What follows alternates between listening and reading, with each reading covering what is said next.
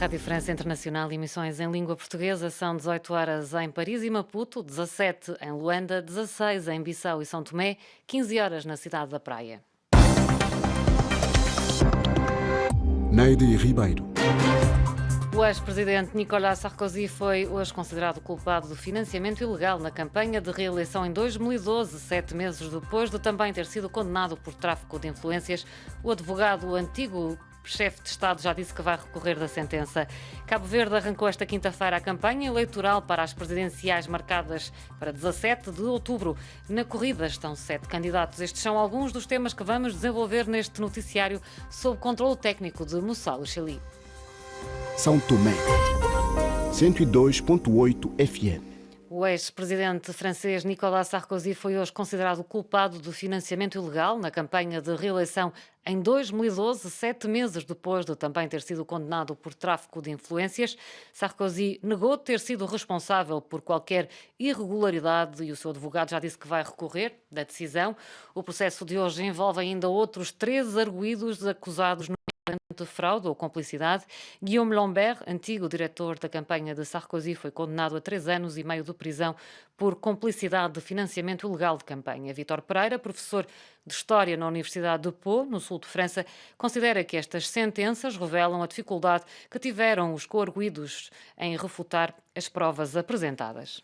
O ónus de todo o inquérito era saber até que ponto o Nicolas Sarkozy sabia que as contas da campanha estavam a explodir. Várias pessoas disseram que ele sabia. Aliás, a pessoa que falou disto publicamente, e que foi o rosto do caso Big Malion, que é o Jérôme Lavrieux, dizia que o Sarkozy sabia, e o Sarkozy, ele e os próximos dele diziam que um Presidente da República, porque ele era na época Presidente da República, não tinha tempo para a incumbência e não sabia desse número. E todo o inquérito foi saber até que ponto ele sabia e, apesar de ver que os números ultrapassavam os limites impostos pela lei, pediu às pessoas que estiveram na campanha dele de continuarem com os meetings, com a propaganda eleitoral, ultrapassando o teto. Talvez pensando que ninguém depois ia pedir-lhe contas, porque isso já aconteceu no caso de eleições, de pessoas ultrapassarem, mas depois ninguém lhes pediu contas. Por isso, talvez, é sinal que os tempos estão mudando nessas práticas das campanhas eleitorais. A análise de Vítor Pereira, professor de História na Universidade de Pau, no sul de França, entrevistado por Liliane Henriques. A Turquia mostrou-se disponível para cooperar com a Rússia na construção de aviões de combate e submarinos. Avança a agência de notícias turca que cita o presidente Recep Erdogan. O presidente turco reuniu-se ontem com o homólogo russo em Sochi, junto ao Mar Negro, a primeiro encontro em 18 meses devido às restrições impostas no âmbito do combate à pandemia de Covid-19. Mais explicações com Liliane Henriques.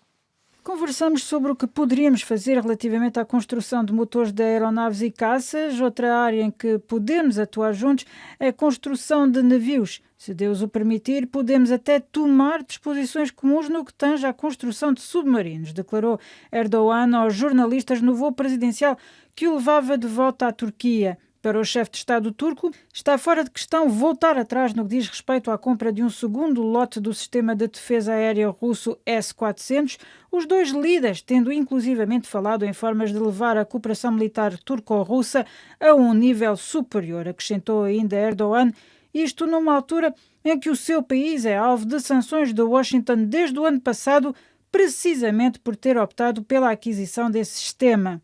Outro motivo de contencioso entre os dois países, ambos membros da NATO, os Estados Unidos excluíram a Turquia do programa de produção da aeronave F-35, alegando recear que os russos tenham acesso aos segredos tecnológicos desses aviões, ao que Erdogan respondeu ontem que os Estados Unidos terão que entregar os aviões ou reembolsar os quase $1,5 milhões de dólares já pagos pela Turquia.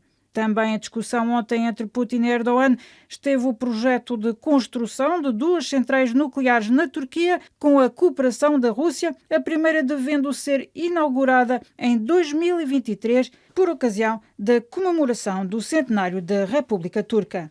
A Rússia, que registrou nas últimas 24 horas 867 mortes de pessoas infectadas com a Covid-19, batendo pelo terceiro dia consecutivo um recorde do número de óbitos durante a pandemia, anunciou hoje o Centro Operacional de Combate à Covid-19. Moscovo e São Petersburgo são as cidades que mais mortes registaram nas últimas 24 horas. A partir de amanhã, os europeus que queiram visitar o Reino Unido terão de apresentar um passaporte biométrico na sequência do Brexit. A medida já estava prevista no âmbito do acordo de saída do Reino Unido da União Europeia e afeta todos os países do bloco da União Europeia que usam cartões de identidade, bem como a Suíça, a Noruega, a Islândia e o Liechtenstein.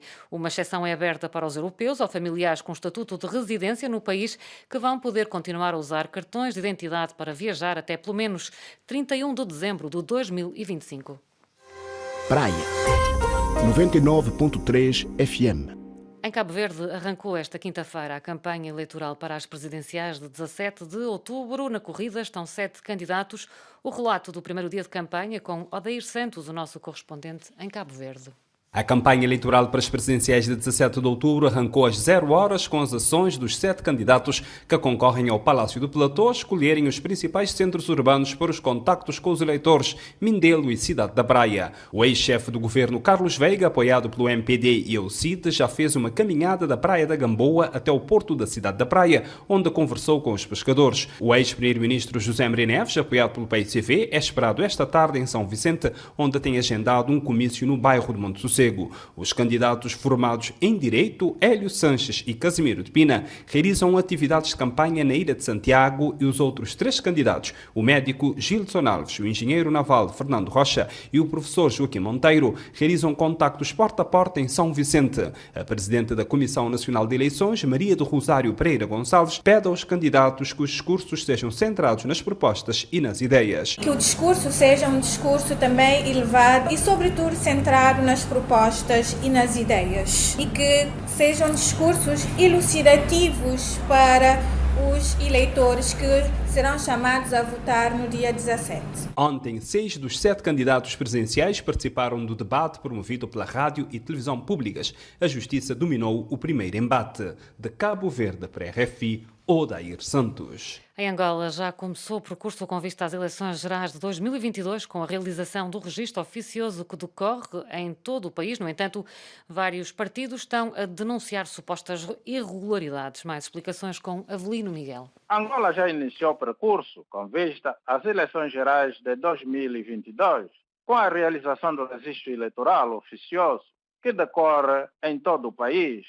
De acordo com o Ministério da Administração do Território, prevê-se o registro de 12 milhões de potenciais eleitores. A campanha de registro, que termina em março de 2022, vai atualizar o cadastro dos eleitores já registrados e registrar novos eleitores em Angola e na diáspora que votam pela primeira vez. Entretanto, o processo registra, nos primeiros dias, constrangimentos, já criticados pelos partidos políticos da oposição, nomeadamente o atraso no credenciamento dos fiscais, quebras constantes no sistema informático e falta de capacidade de resposta no atendimento, originando longas filas de eleitores. As autoridades responsáveis já anunciaram a massificação do registro nos próximos dias para responder às críticas dos partidos da oposição e dos eleitores. Avelino Miguel, Luanda, RFI. Em Paris decorreu esta semana a primeira edição da Feira do Livro Africano, com a presença de 2 autores, Onjaki de Angola e Agnaldo Bata de Moçambique, que se mostrou surpreendido com o facto de só em 2021 as autoridades francesas terem dedicado um evento ao continente africano.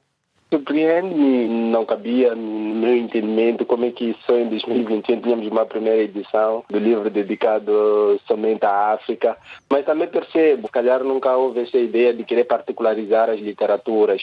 Todas as literaturas são universais, uma vez que elas tratam de temas transversais a todo mundo e que podem ser lidos na sua maior parte em qualquer canto do mundo. Talvez tenha sido por isso que nunca tenha sido organizada uma feira de livro africana, mas esta experiência provou que precisava de uma feira ou de um encontro, e ainda por cima em Paris. Estamos a falar de uma das maiores cidades do mundo, uma cidade cosmopolita, dá mais visibilidade às literaturas produzidas sobre a África. Então acho que esta experiência mostrou tanto para os organizadores, tanto para os participantes, e é algo que provavelmente já devia ter sido pensado antes, mas antes tarde do que nunca, e já valeu a pena. Agora eu acho que o maior desafio é que a feira possa ser anual, e pelo que vi, pelo que experimentei, eu acho que ela tem tudo para ser anual.